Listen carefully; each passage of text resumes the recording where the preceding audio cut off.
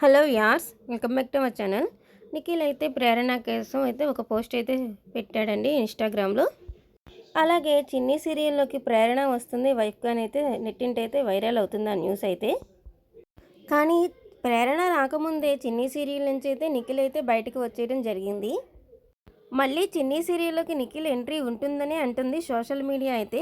అలాగే నెట్టింట్లో కూడా ఘాటుగా అయితే ప్రచారం జరుగుతుంది. చిన్ని సీరియల్లోకి నిఖిల్ ఎంట్రీ ఉంది, ఖచ్చితంగా ప్రేరణ వాళ్ళది ఫ్లాష్ బ్యాక్ ఉంది కదా, దానికోసం అయితే వస్తాడు అని చెప్పేసి రీఎంట్రీ అయితే ఇవ్వబోతున్నాడని అయితే సమాచారం ఉందండి.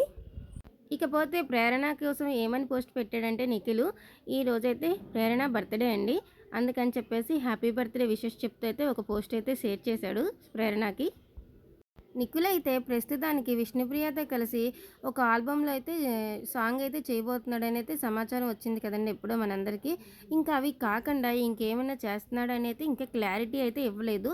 సెలెక్ట్ చేసుకుంటున్నాడు, మంచి మంచి పాత్రలు రావాలి అప్పుడే కదా బాగుండేదని చెప్పేసి అయితే ఆలోచిస్తున్నాడని అయితే చెప్తున్నారు. మరి నిఖిల్ సినిమా కానీ, సీరియల్ కానీ ఏదైనా సరే కొత్త ప్రాజెక్ట్‌తో మన ముందుకు రావాలని కోరుకుంటున్నారా మీరు?